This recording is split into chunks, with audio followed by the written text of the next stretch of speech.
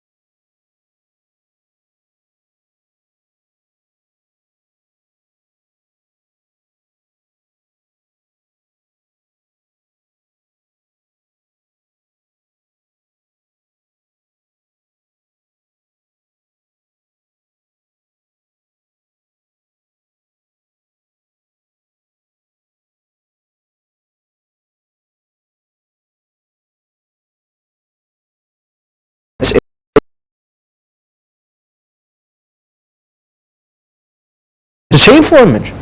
It's a brilliant question, no doubt, because we now have to come to terms with the fact that unless we begin to have a look at our image and the way we're portrayed, then no doubt people are going to have many misconceptions about us. And I believe that there are three key areas we have to focus on. The first of them is having more of an influence in the media. Alhamdulillah, now we see on Imam Hussein TV, alayhi salam, for example, now we could see that there is an English channel. This English channel is broadcast around the world. But now we need more people who are in the media of those respective countries. Yes. We need more people who can write in the newspapers, in the British press, in the American press, in the European press at large, and not only write about a reactionary or a reaction to an incident, rather being proactive. So for example, on Mother's Day, if a person who is a Muslim journalist writes about the position of the mother in one of the broadsheets in London, and how the Prophet Muhammad, for example, said heaven lies underneath the feet of the mother. Yes. When you are able to be in the media, you're able to not just be reactive to an incident, but rather proactive in the way that you build the image of the religion of Islam. Alhamdulillah, we have exemplary figures, for example, like Mahdi Hassan in the media, you know, amongst others, who are doing a brilliant job, who are trying their hardest to make sure that the image of Islam is an image which is protected. Yes. He's willing to say when there is something wrong within the Islamic culture or the Islamic community, he's willing to speak.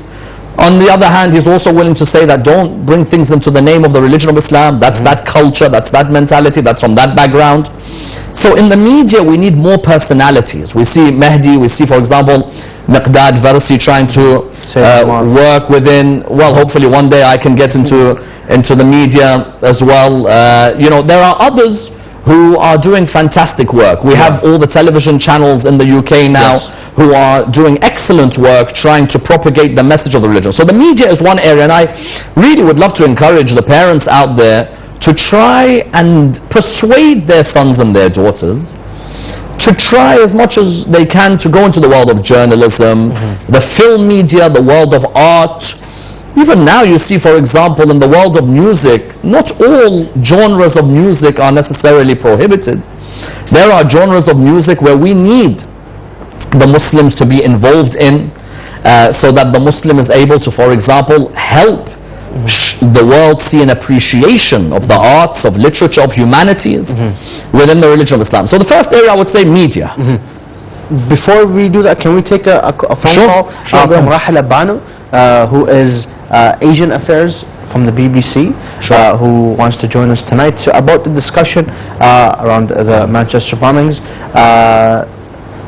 We send our peace from Karbala to Rahila Banu from London, UK. Assalamu alaikum. Good evening. Good evening to you as well. How's it going? It's fine, thank you. Alhamdulillah. It's quite wet here actually. It's a very warm day, but it's been raining this evening. That's great to hear. I mean, first I want to begin by asking a simple question. How are the streets of Manchester? How are people recovering from this incident? I know it's been a week now. How is the atmosphere in Manchester?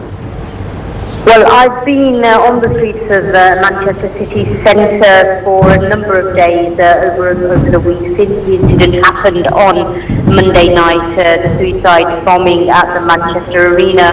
And I think it's fair to say that the streets of Manchester are quiet. The venue where the suicide bombing happened at the Manchester Arena is in the city centre, and it's usually a very busy and noisy place with hundreds of office workers, shoppers and tourists walking around.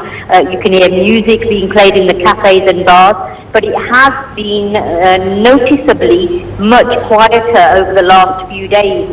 The message from the Mayor of Greater Manchester region after the attack was that people are grieving here, but they are strong and they will stay united. Now, Ahmed, a number of sporting activities which were planned to take place in Manchester city centre have gone ahead this weekend. A decision was taken that the Manchester Fun Run, which takes place tomorrow, would go ahead. The organisers and the politicians took that decision so that people know that the city is open for business.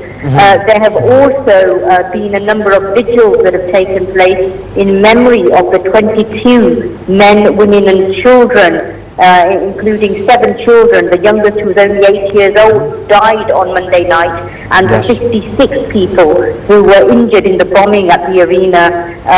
There was the largest vigil was on Tuesday evening, was attended by 20,000 people in Manchester city centre. Now we do, the 1,000 troops have also now been deployed at major events and at public buildings to guard them really over this bank holiday weekend that we're having here in the UK. And you know, they may be there possibly over the coming few weeks and even months. Now, one of the reasons we mentioned or we named this episode as the Manchester bombings is because, you know, and we do like to send a message from the land of Karbala, where a lot of sacrifices happen in this land, to condole and console the families of the individuals who, you know, lost or, you know, had a family member injured or a friend injured. But speaking of injured and speaking of the individuals who passed away in that, how are the families recovering? The children, everyone. How is their mood? Well, 64 people were injured and they were taken to 8 hospitals in Manchester and the surrounding areas. I mean, several of these are still in a critical condition, we understand. Some were visited by the Queen yesterday afternoon, and obviously people are very shocked. They've been left devastated that this could have happened just minutes after the Ariana Grande concert finished on Monday night.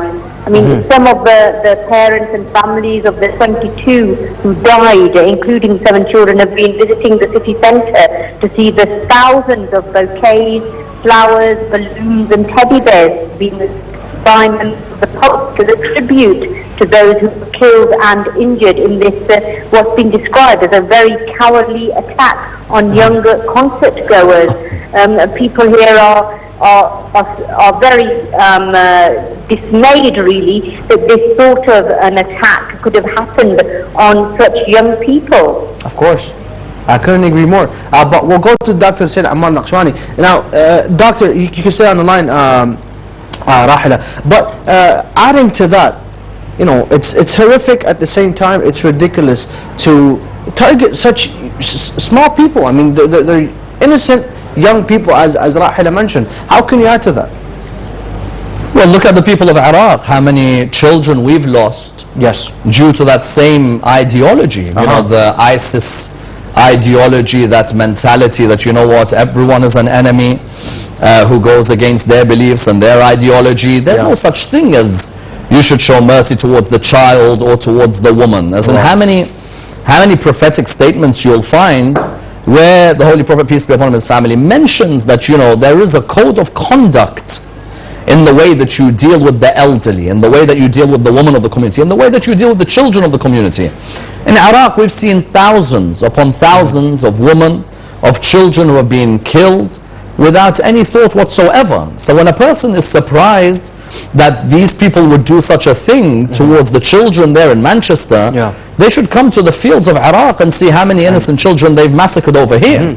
I mean, it began 1400 years ago. I think what has been quite stark here is that Britain obviously has not seen the level of attacks as have been seen in places like Iraq and other places. And also one of the most recent incidents here, of course, we've had the 7/7 bombings. We also had the most recent attack in Manchester, terrorist attack, was the IRA attack, and that was 20 years ago. But when the IRA attacked Manchester city centre, they gave out a warning beforehand, which gave the police time to evacuate the area. So there were, relatively speaking, no injuries as such, and there were no deaths. But this has come like really a bolt out of the blue. people here had a feeling that something may happen here in the UK after the Westminster attack in London, but I think this attack simply in Manchester was completely, people here were completely, the intelligence services were completely unaware that, you know, this sort of an incident could happen here. Now, going to the reaction of the Muslim community in Manchester, what was their reaction? How did they react to this tragedy? Well, it's important to mention here that there were also Muslim children and youth at the concert on Monday night. I mean, I spoke to a friend whose 3 children, aged 26, 15 and 14 years old were there. She said that they'd left the arena 10 minutes before it happened to try and avoid the traffic, and they were outside the arena when they heard a very loud bang. They thought it was just balloons being burst. They didn't realize what had happened until their taxi driver told them. But in terms of a response from the Muslim community, I mean, they're just as devastated by what has happened and shocked and horrified as, you know, many of the host community. Asian taxi drivers, we heard on the night, rushed to the area to pick up families, parents and youngsters and took them for free back to their homes and their hotels, because many people had come to this concert from other towns and cities in the UK. We also heard of how one Asian restaurant was giving free food parcels to the police and members of the other emergency services. They've been doing this over the last 2 or 3 days, and several vigils have been organised by Muslim communities in Manchester and also in other towns nearby, where they've gathered to express their condolences and to show their support for those who've been affected. And one of the biggest ones was held on Friday, yesterday. 300 people attended in Manchester city centre, and also we're getting news of a peace walk being held tomorrow by the Muslim community. The Muslim Islamic ulama are also gathering in the city centre tomorrow afternoon. So Muslims are expressing their solidarity really with the families and with those who've been injured and with those who've died. But having said this, Muslims are also scared of reprisal attacks on them, because in the past, when there have been terrorist incidents here, Muslim women, especially women who wear the hijab, have been targeted. They've been abused or spat at, or, you know, people have tried to take the hijab off their head. Now, Greater Manchester Police, which is the regional police service here, said this week that 58 hate crimes had been reported last Wednesday, whereas on Monday they only had 26 hate crimes reported. We also heard, you know, one man who was speaking on national television here earlier in the week. He said his 8-year-old daughter had been called a terrorist. So Muslims are fearful of attacks on them and of being blamed for the bombing which has been committed by 22-year-old Salman Abedi. Now, just to bring you up to date on the police investigation there, 13 people have been arrested by police, 2 were released without charge, and currently 11 men are being held in custody and are being questioned. Rahel Abano, we do thank you very much for joining us tonight from BBC, reporter from BBC. We do thank you very much for joining us tonight. Hopefully looking forward to continue our discussion with you and Dr. Ammar Nakshawani. Welcome back. Thank you. Allah khalikum. Now, just to touch upon 2 things when Rahel mentioned. The first point is it's interesting how, you know, just to touch upon a correlation of after that a taxi driver drove them for free, and then we find that here when we commemorate they are driven for free. At the same time, restaurants were giving out food for free. The same we see here. I mean, so there's that correlation between Islam and that culture which happened after the bombing. I mean, we see that a lot. How can you comment on that? Well, don't doubt the beauty of the morals of the Muslim community in the UK. We have some fantastic members in the UK who have worked tirelessly to provide the true image of the religion of Islam. When now you hear, for example, that there are taxi drivers who made it a point to take people home to ensure they got there safely. This doesn't surprise me at all. The Muslim community in the UK has worked tirelessly to ensure that people understand the ethics, the morals of the religion. There are many who have been involved in their local community interfaith groups, local community charities, fundraising walks. So you'll find that there are leaders of our community who have tried to be present at vigils. There are youths in our communities who have tried their hardest whenever there has been a problem or a particular misconception about the religion. They've tried their hardest to provide the non-Muslim community in the UK with an understanding of the true teachings of the Prophet Muhammad, peace be upon his family, and vice versa. Let me make that something very clear. When people are here in Iraq, sometimes, or in Iran, or in the Middle East generally, they wonder how is the life of the Muslim in the non-Muslim countries. And I've always been adamant that you will see more Islam in non-Muslim countries. What do I mean? There'll be more of the lessons and the teachings in the behavior of the non-Muslim in non-Muslim countries than you'll find even within Muslim countries. And I'll give you an example so that people understand that there is a healthy relationship, and that's been there for many years. And it's sad that these people have tainted our image. I was returning back from watching a football match. My beloved Liverpool were playing. I was on the way back, and we stopped at a service station to pray Salat al-Maghrib. So when we stopped there is a couple of the famous coffee chains within that service station, Costa Coffee and what have you. And when we came to the lady was serving people. There was an area that was empty. Me and my friend asked the lady, we said to her, do you mind if we just pray on that side? She said, you don't have to pray there. We've allocated a prayer room for you. Oh wow. We're Muslims living in what is supposedly a non-Muslim or majority non-Muslim country. In the service station, in that non-Muslim country, there is a prayer room allocated because of recognition that there is a diverse plurality within British society. So that beautiful reciprocity that we saw on that night in Manchester, where Muslim taxi drivers or Muslim houses, they were opening their doors for people to find sanctuary, that's also because we've seen wonderful a reciprocity of love from the non-Muslims or from the British people for many years. I'm not going to deny, someone might, for example, look at this and say, but do you know there are incidents of racism? Do you know there are incidences of prejudices? Those incidences of racism in Muslim countries, I guarantee you, are a lot more.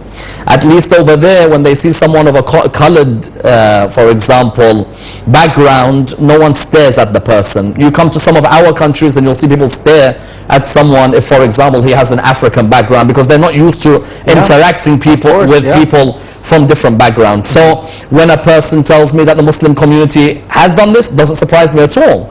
It's only a few who sadly have given this bad image to the religion of Islam. Those few are quite loud.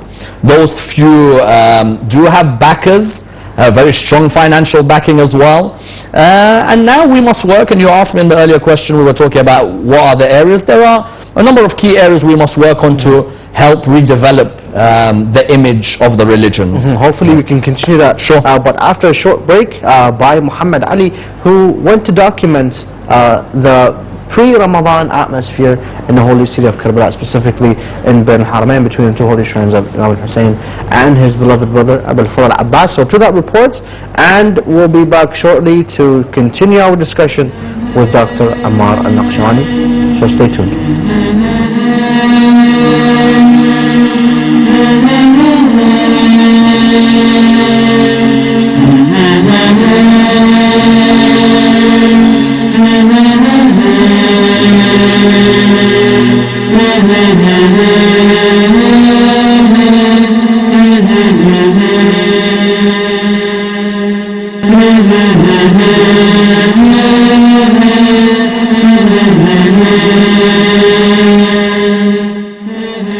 Assalamu alaikum, peace and blessings of Allah be upon you all. Welcome to a new report covering the few nights prior the holy month of Ramadan, and as you see, the general atmosphere at this place, and particularly in this day, since it's the night before Friday, where a major pilgrimage takes place in the holy land of Karbala, the pilgrimage of Warith, the pilgrimage to Imam Hussein, peace be upon him.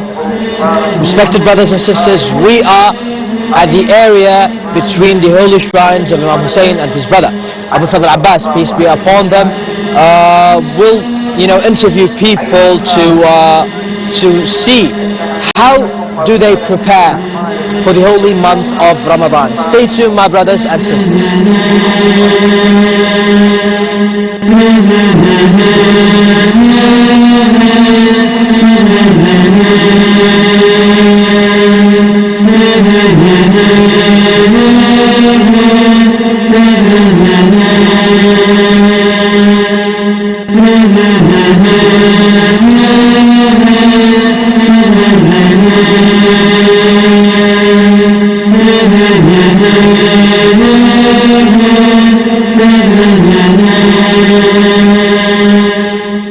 Respected viewers, I have my brother here. He will tell me about his preparations for the holy month of Ramadan. السلام عليكم أخي العزيز. شنو تحضيراتكم لشهر رمضان المبارك؟ العائلة العراقية يتم تحضيرها للمواد اللي تستعمل في إيران في شهر رمضان المبارك كالمسواك والبقوليات وغيرها من المسواك تحضيرا للشهر، ونستقبله يعني هذا الشهر العظيم بالمغفرة والصيام، ويتم علينا بقراءة القرآن بثواب عظيم في شهر رمضان، وقراءة الأدعية المفضلة من الصحيفة السجادية والأدعية المفضلة مثل افتتاح دعاء الافتتاح ودعاء كمل وبعض الأدعية المفضلة. كل شيء يستقبل في رمضان ويضاعف أجره عند المؤمن يعني. فنكثر بقراءة الأدعية وقراءة القرآن وزيارة الإمام الحسين والأخيه أبو الفضل العباس عليه السلام، والقراءة على الحسين، وبعض الاستغفار، كثرة الاستغفار في هذا الشهر العظيم أنه ثوابه جدا عظيم. يمر علينا كمر السحاب، لأن كل دقيقة وكل ساعة تفضل على باقي الشهور العظيمة. هذا الشهر العظيم مفضل عند الله وعند الأنبياء والأولياء، فكثرة الصلاة على محمد وكثرة الأدعية على الذي تفتتح به أبواب الجنان وتغلق به أبواب النيران في هذا الشهر العظيم المبارك يعني. My brother here just said that the holy month of Ramadan regularly is being, received by the regular Iraqi families by going to the market. Prior to the holy month of Ramadan, the families go to the market in order to purchase the materials that can be stored for about, for about the month, that can be used in the table of iftar. In addition to the logistic preparations, people regularly recite the du'as that are mentioned in the Sahih al-Sajjadiyya, in addition to du'a Kumail and the mentioned prayers. In addition to that, the pilgrimage to Imam Hussein and his brother Abu Fadl Abbas, peace be upon them, is a recommended pilgrimage because it has of the great stature and the great reward for Allah subhanahu wa ta'ala. In addition to that, people, as my brother said, people increasingly mention the Holy Prophet, peace be upon him, and his progeny, and the Ahlul Bayt, peace be upon them. For that has a great stature, as I mentioned, a great stature for Allah subhanahu wa ta'ala.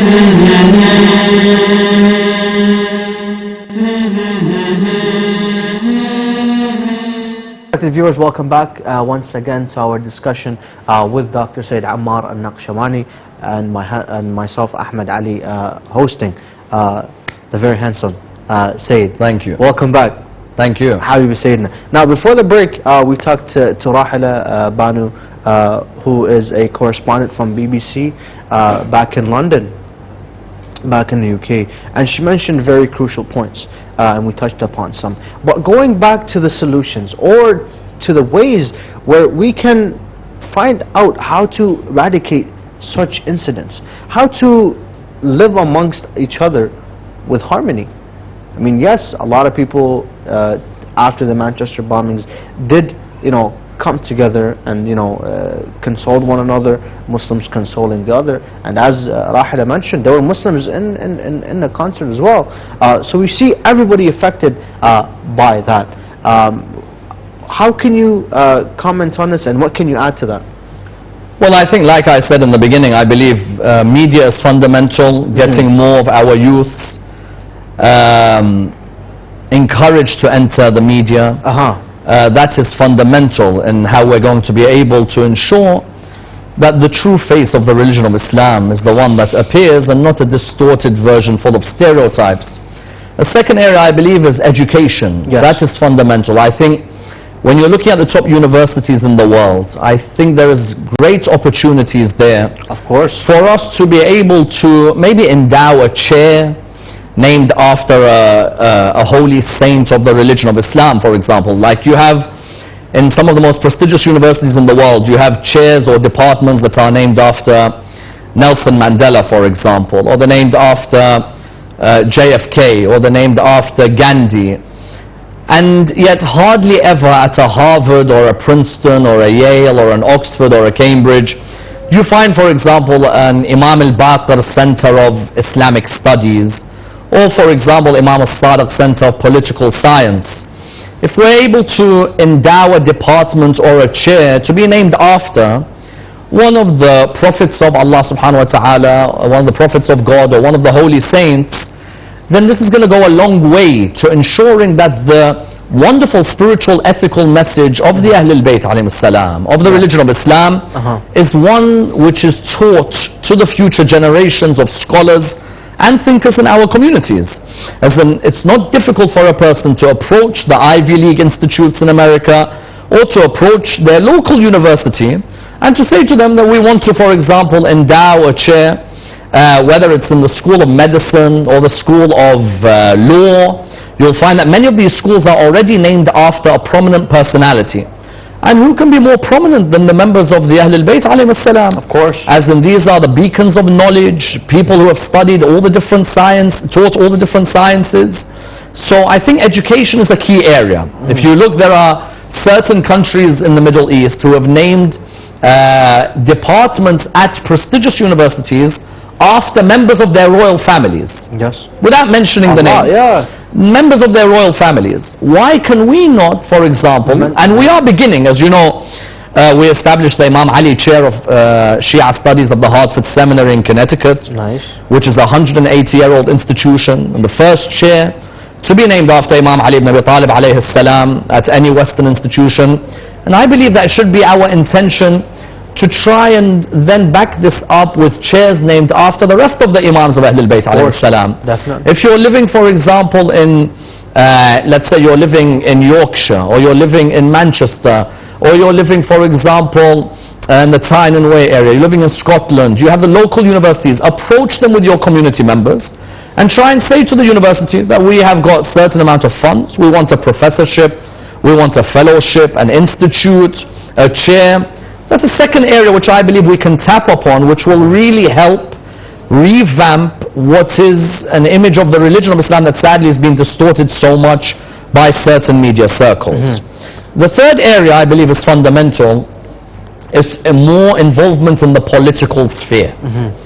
We have a mayor in London, Sadiq Khan, who has done a fantastic job in getting to the position, and now hopefully will do even greater work in trying to provide many people with an understanding of how a Muslim can represent the religion of Islam in a manner of respect, in a manner of good conduct, in a manner of discipline.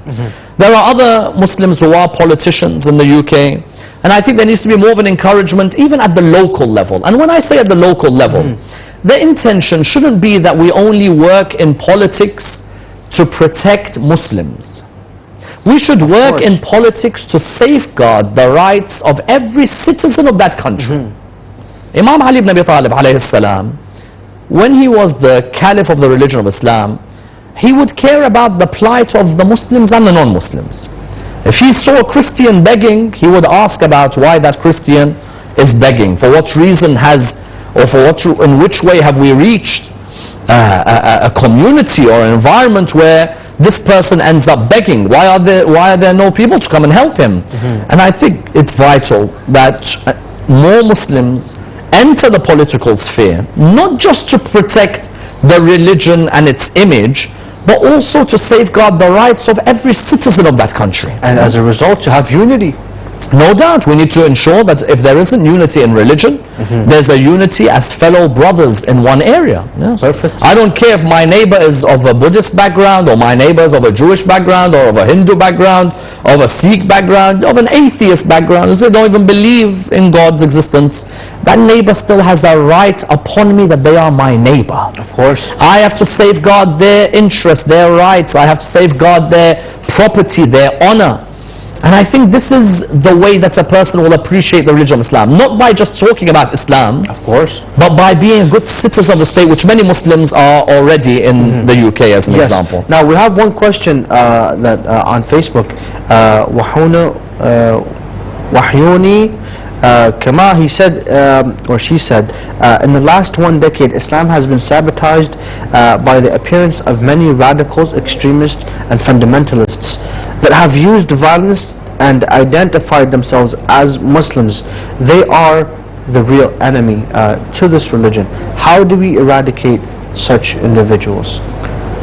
Well, I think Patrick Cockburn, in his article in The Independent just a couple of days ago, I think he hit the nail on its head when he said that, listen, let's not beat around the bush. Yes. There is a particular ideology from a particular ally of the United Kingdom. That ideology from that country is an ideology that continues to spread hate, continues to spread violence, continues to encourage youths to take upon a war against anyone who is seen as an enemy to that ideology. And I think, Cockburn was perfect in his argument in the fact that there is a particular strand within the religion of Islam, what called itself a reformist movement, quite interestingly, a couple of hundred years ago. That strand within the religion of Islam is a strand that no doubt the literature that it spreads and the medieval type scholarship that it uses has affected the image of the religion of Islam.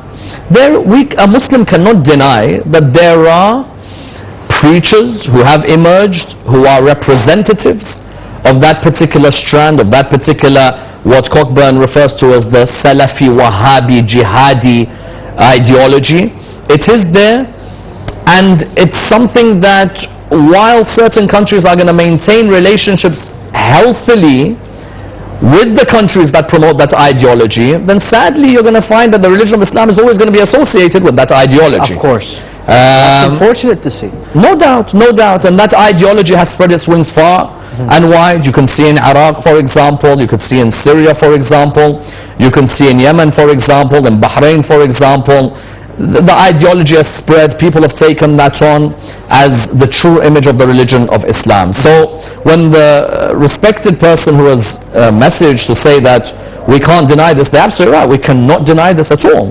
There is a strand of the religion of Islam that has taken over the image of the religion, and I suppose it's our role to try our hardest to show what the true image of the religion is from the teachings of the Prophet Muhammad, peace be upon him, and his family. Now the first part of your answer, you mentioned that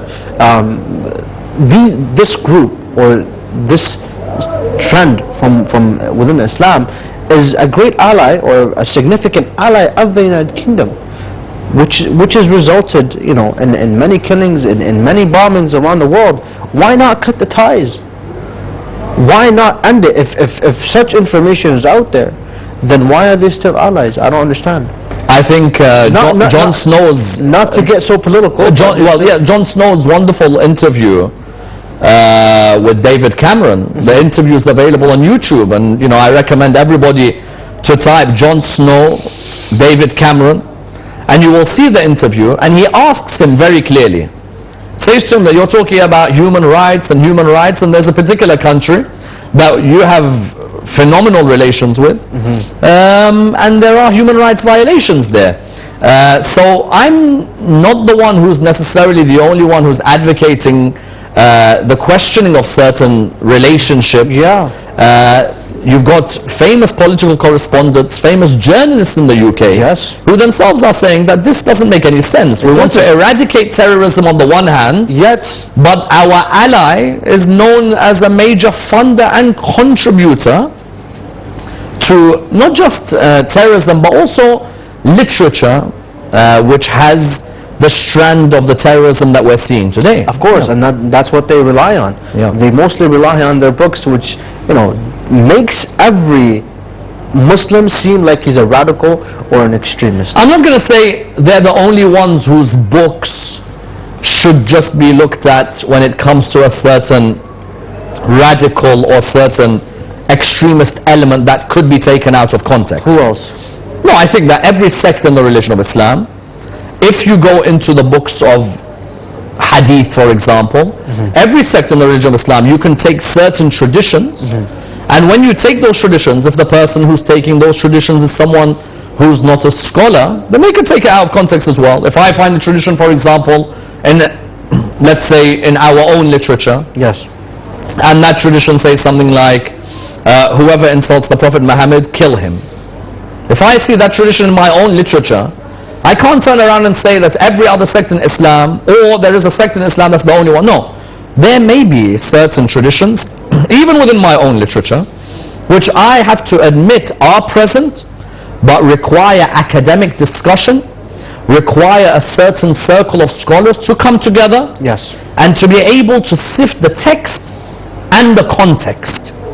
A book does not emerge in a vacuum.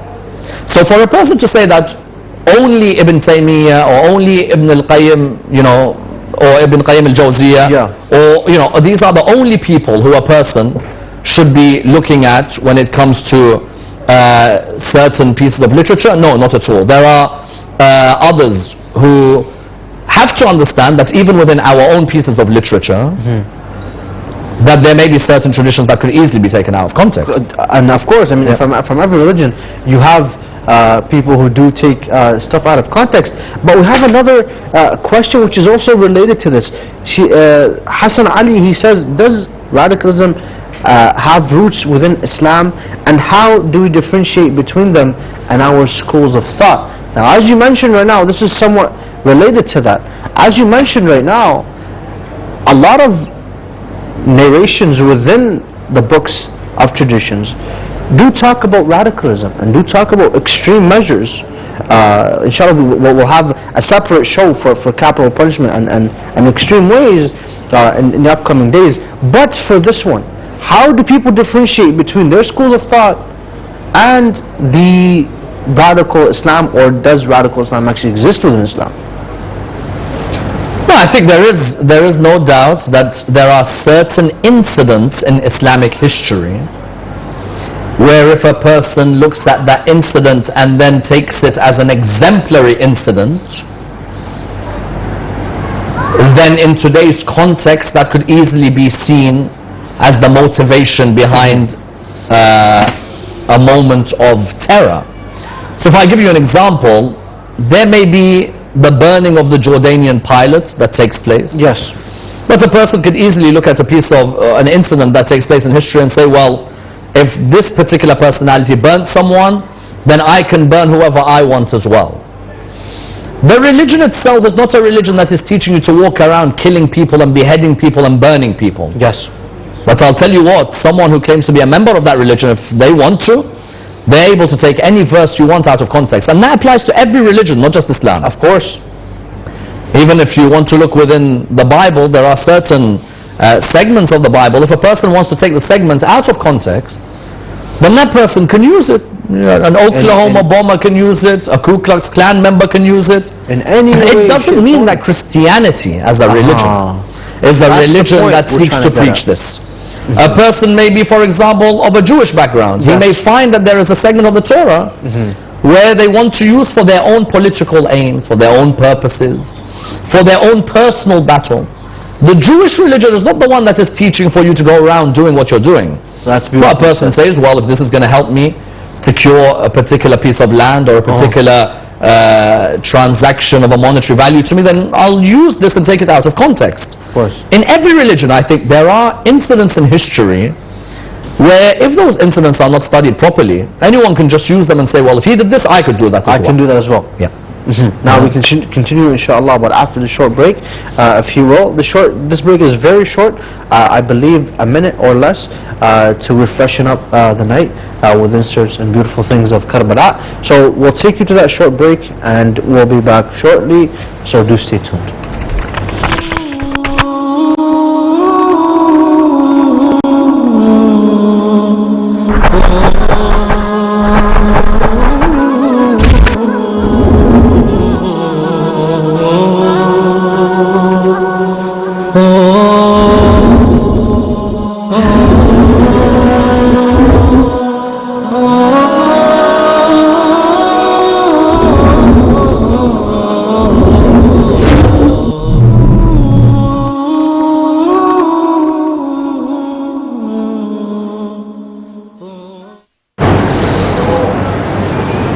Respected viewers, welcome back. Hope inshallah you enjoyed that short report. And the report before that, we do welcome our very special guest, first time on Imam Hussein TV, Dr. Sayyid Ammar Nakshawani. Welcome, Sayyidina. Thank you. Allah khalikum. Now before the break, the topic or the discussion was very interesting in a way where we touched upon various things that really play a very crucial role where looking at the religion of Islam and how extremism is embedded, not embedded, well, it's been hijacked by people who want to embed extremism, radicalism within the religion of Islam. Now, one of the questions that we did get, he says, in your opinion, who's responsible to stopping such things from happening across the world? Well, I think all of us have a responsibility. You know, the Muslim community cannot just sit back and say, well, you know what, I'm not going to speak again, you know, I always have to end up defending myself for something that I don't represent. No, we do. We do have a responsibility to try our hardest to ensure that the true image of the religion of Islam is an image that is what is portrayed, and that can only be done by us continuing to do what we've already done for many years while living in the West. And that is integrate within the community and show the beautiful conduct that a Muslim has been taught to observe. Of course. We have some wonderful doctors in the Western community, in the Western world, who are Muslims but who have served many non-Muslims and saved many lives. Yes. That person is himself a flag bearer of the religion of Islam without realizing it. Definitely. We have people who have worked in soup kitchens where they have served the homeless for many years while wearing their scarf. You know, sometimes when you want to preserve and protect the image of the religion of Islam, not only do you have God's help on your side, but sometimes your actions are what's speaking louder than your words. That person who's wearing the headscarf, looking after the homeless, in one act has made sure that the religion of Islam is represented in the most beautiful way, and that the hijab is understood in the most beautiful way, that hijab is not something which is limiting them. Of course. Rather, it is helping build a community, look after others, is a source of compassion for others. So we are already doing a lot of good work. And if you look at many of the imams of the mosques, you'll find that many of them encourage on a regular basis, all people continue to preserve the ethics of the Prophet Muhammad, peace be upon him, and his family. All people try and spiritually reflect upon yourself. Try, for example, in the month of Ramadan, this holy month, try your hardest to feed those who are not as well off as you. Believe you me, there are Muslims now living in Europe who will be walking around in the darkness of the night looking to feed others, not just looking to feed themselves.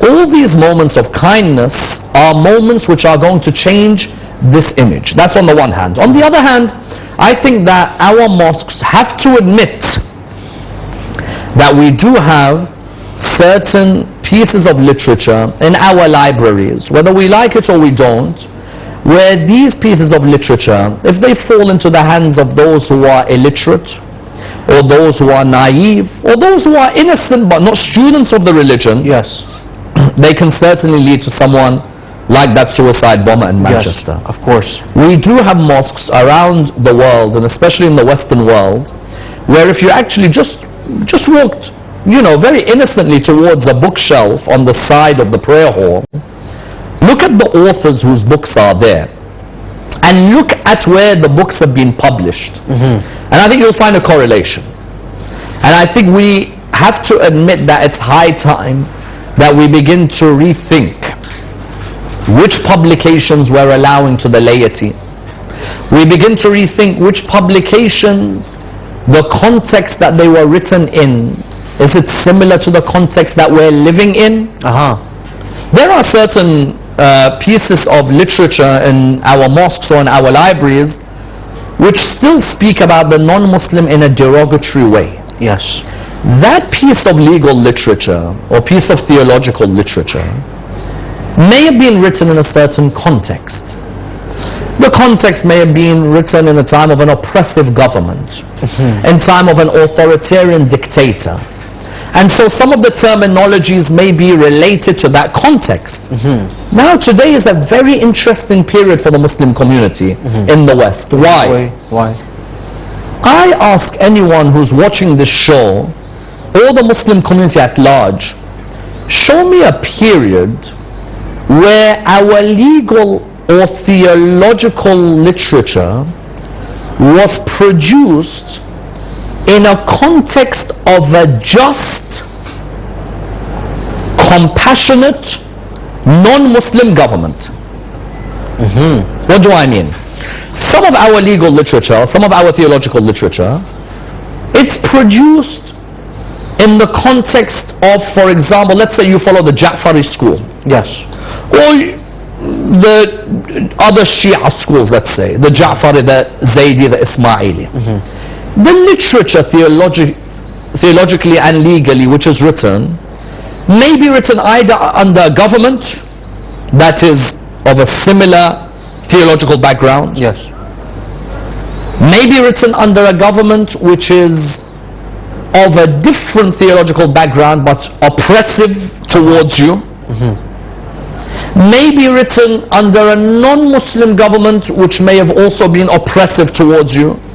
But I find it extraordinary that in the 21st century I could live in a country, let's say I'm living in England, okay, non-Muslim majority country, let's say,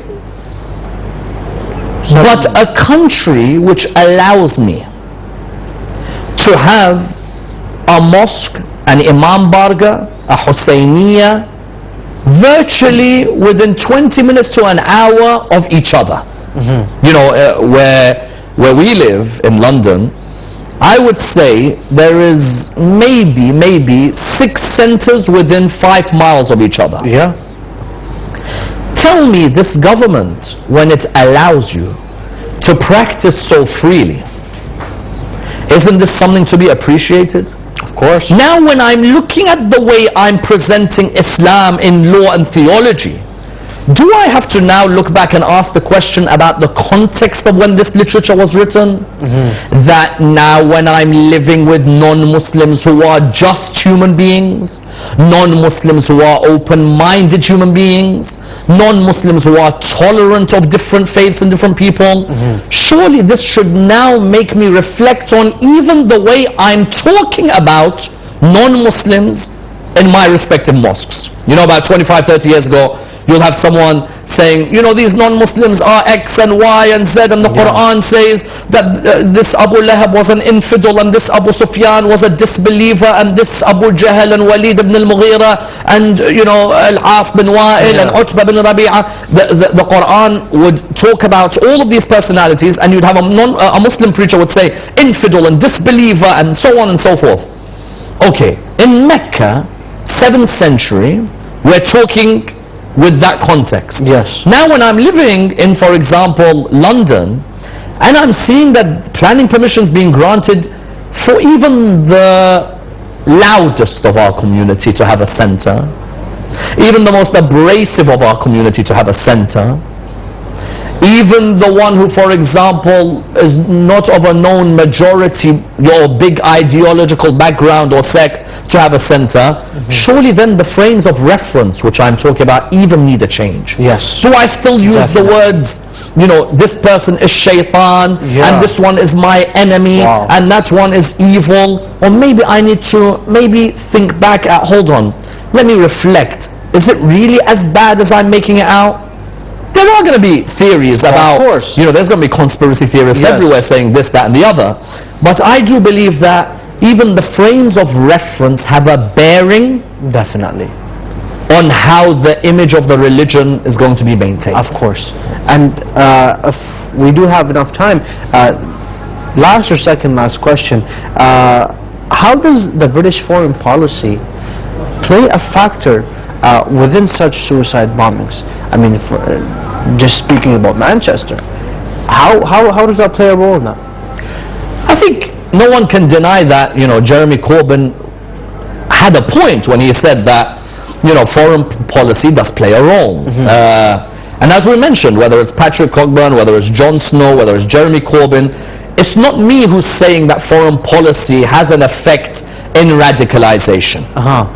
There are politicians and known thinkers, intellectual elite within the UK who admit that there is an issue that a person has to address, and that is, if your ally is the biggest funder of terrorism, that's something which is going to definitely hurt the community. But if also you are allies with countries which are seen as massacring innocent Muslims, then that youth with the right indoctrination, with the right environment, is definitely going to be radicalized.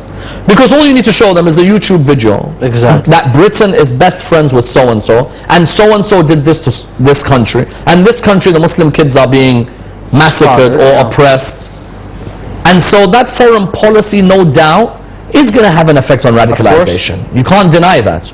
I don't think foreign policy is the be-all and end-all in the sense of it's the only factor. There are other factors that lead to what took place in Manchester, but I think that definitely foreign policy is something that the politicians themselves have said, that we can't on the one hand say that we're safeguarding the rights of our Muslim community and then have as our allies people who may have been seen as being oppressive towards members of the Muslim community. Now, a question from Muhammad Raza. He says, after Trump came to power, we found out how much Americans hate Muslims. How can we deal with that? He worded it very weirdly. Yes, Americans hate Muslims. I've met many Americans who love Muslims. I think what he's trying to get at, if you're saying that there is a certain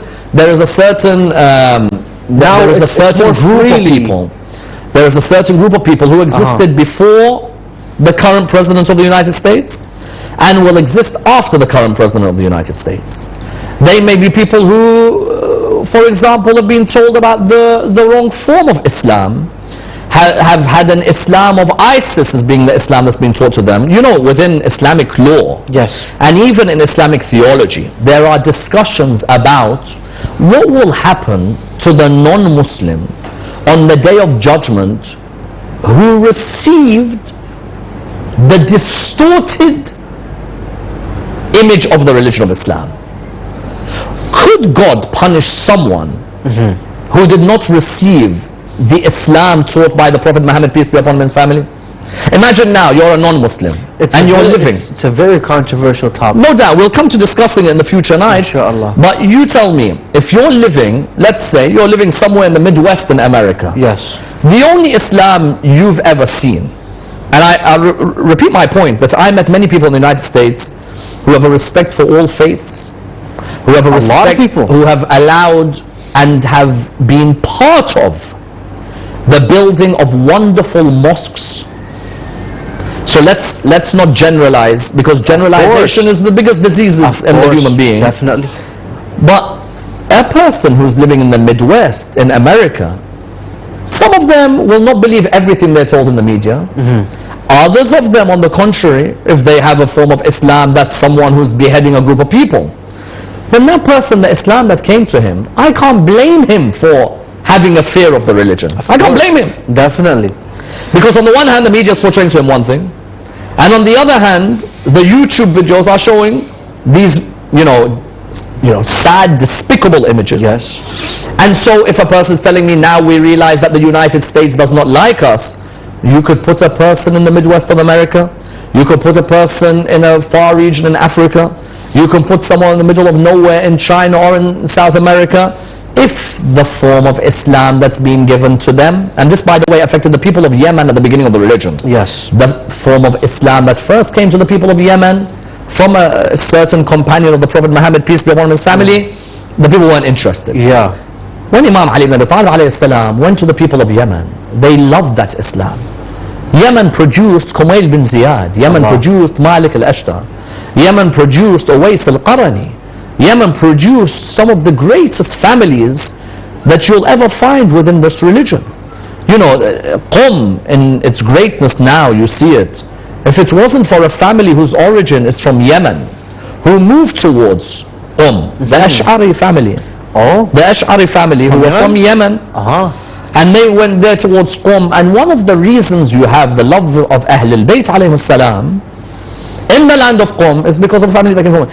That Yemen community in the beginning of the religion would not like the religion because the form of the religion that came to them was distorted. Yes. So now if someone tells me in America they don't like the religion of Islam, so I wouldn't like the religion of Islam if all I saw was beheadings and bombings as well. Perfect. And if someone tells me, well, you should reflect, it's easy to say that when you've been raised in a Muslim family. Yes. Your mom and dad know the Quran inside out.